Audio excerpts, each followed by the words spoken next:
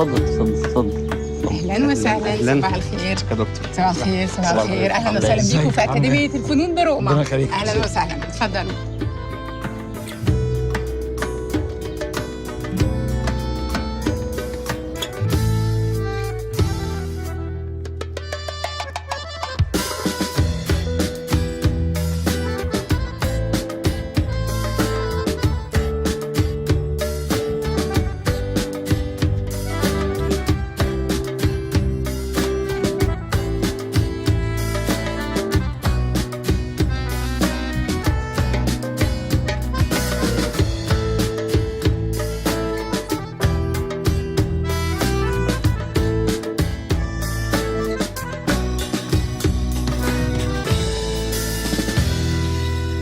ازي حضرتك؟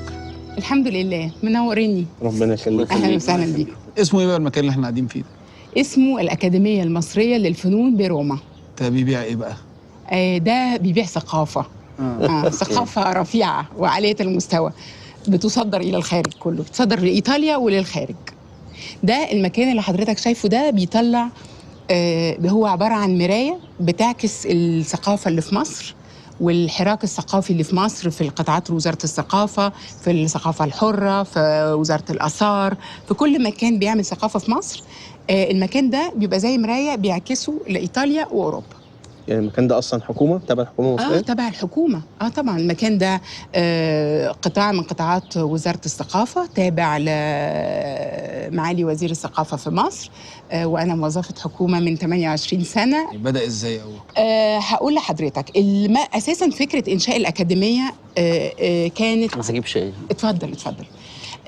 ابتدت سنة 29، كان في طلاب فن. ممكن كركديه يبقى كتر خيرك. عايزين ايه؟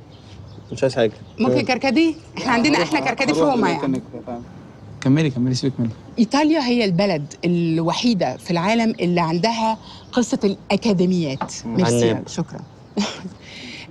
عندها، وجات منين الفكرة دي؟ إن في آخر القرن ال19 وبداية القرن ال20 كان في الحدائق الجميلة اللي احنا عايشين فيها ديت، حاجة اسمها فالي جوليا، كان في أتليهات أكبر فنانين أوروبا، واشتهرت الجناين دي إنها بتستقبل الناس كبار القوم وعالية القوم في الفنانين، بيرسموا وبيطلعوا إنتاج فني مبهر بيتوزع في العالم كله.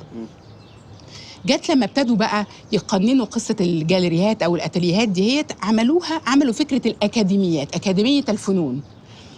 خدت رومانيا وهولندا وكل البلاد وانجلترا وفرنسا، طبعا عندها أكبر أكاديميات حجما اللي هي الفيلا ميديشي، وكلهم كانوا أوروبيين.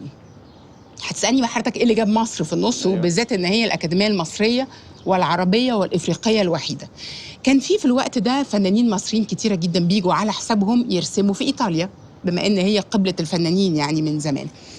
من ضمنهم 2 يعني دول مش عارفة مش يستحقوا بقى وسام من الدرجة الأولى والرفيعة، أقول بقى زي ما تقول فيهم، الفنان راغب عياد والفنان يوسف كامل.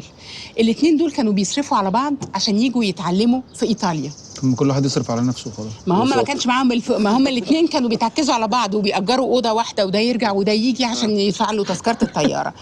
فبعدين قالوا طب احنا ليه ما نعملش بقى حاجة، ما نطلبش من السفارة المصرية ان هي تعمل لنا أكاديمية تستقبلنا، وفي زمايلنا كتير حلمهم ان هم يجوا إيطاليا، يجوا برضو هم كمان.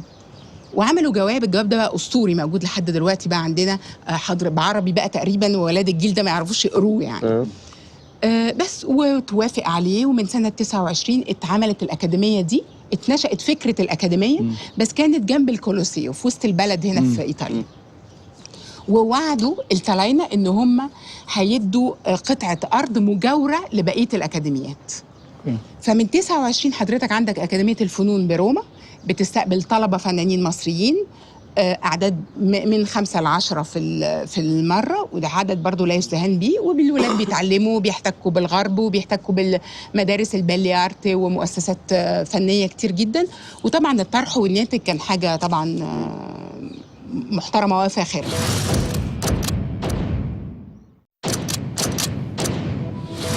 طب وما هنا الناس بتعمل، يعني احنا شايفين آثار في الشارع فعلا، آثار عادي الناس ممكن تلمسها عادي، ممكن تمسكها بس هم بيحترموها جدا، يعني هو ولا السايح بيعملها بطريقة مش كويسه، ولا حتى اهل البلد بيحاولوا ولا بيشخبطوا ولا بيعملوا حاجات مش لا كويسه؟ بس هم ضايقين برضه. النهارده مثلا استحمينا في النافوره مثلا دفعونا 500 يورو كل واحد. تخيل استحميتوا حضرتك. في النافوره؟ ده الحمد لله ان انتوا معايا النهارده دلوقتي كده. لا هي بقى الفرق يعني انت لسه بتقولي الفرق بقى بيننا وبينهم. هو استحميت في النافوره دي ان هو حاجته موجوده وحواليه وعايش معاها وجواها، وممكن يبني عماره جديده حديثه هتلاقيها بالظبط جنب النافوره اللي انت استحميت فيها دي، بس عمره ما هيجيله فكره انه ينزل يستحمى في النافوره خالص. ليه بقى؟ لان هو الشخص ده متبرمج ومتعلم صح، متعلم ان النافوره دي بيجي لها كام الف زاير في السنه وتاريخها كذا، يعني دي بتاعت ابو ابو ابو ابوه، وانه لازم يحافظ عليها. الحاجات دي عنده من جوه. لا هو عارف برضه انه لو استحمى فيها هيقع 500 يورو، ده بقى وهو بيخاف حاجة على القرش تانية. قوي هنا. ده بقى الاطار المؤسسي والاطار الاداري اللي يلزم والحزم. واحد بقى مصري، واحد اجنبي، واحد هولندي، ابن البلد نط في النافوره هيدفع، يعني هيدفع. طب يا دكتور، بالتبادل الحضارات والثقافات اللي بيننا وبين ايطاليا كمان، في ايه مشترك بيننا؟ المشترك بين الشعبين، بين الشعبين. المشترك بين الشعبين الفهلوة. كلام بالايدين، الفهلوه خفة الدم. ده حضرتك لو نزلت نابولي هتلاقي المصريين هناك، يعني هتحس كده ده بيقولوا بيعكسوا البنات وكده نفس زينا. الحاجه ونفس طريقه معاكسه البنات واللطيفه المجدعه بتاعت زمان دي هي، وبيكلموا. واحنا برضو اتنقلت لنا حاجات كتيره منهم، بس احنا يعني واحنا بنقولها ما بقيناش بناخد بالنا. يعني مثلا لو بتشجع حد عمل حاجه كويسه تقول له برافو برافو برافو، دي يعني معناها جدع بالطلياني. اوكي. لو مثلا واحده ما عجبتكش هتقول لها ده انت بروتة قوي. زمان يعني دلوقتي ما بيقولوش بروتة، ما اعرفش. هنا بروتة يعني مش حلوه، حاجه وحشه سيئه. ده بيقولها لي عشان بغسل. ما الناس بروتة بقى ويلا. عشان وحش برضه يعني. لا مش ما كانش يعرف. مش هيقولها لي النهارده. فيعني بروتة دي جايه من عندهم. وعايزه بقى اقول لك حاجه كمان، المصريين بقى اللي هم اولاد الجيل الثالث، يعني الولاد اللي مولودين في ايطاليا. اوكي. خلاص اهاليهم جم هنا اشتغلوا، اكل عيشهم هنا، واتجوز او جاب مراته المصريه وخلفوا. العيال دي كتير منهم ما بيتكلموش عربي.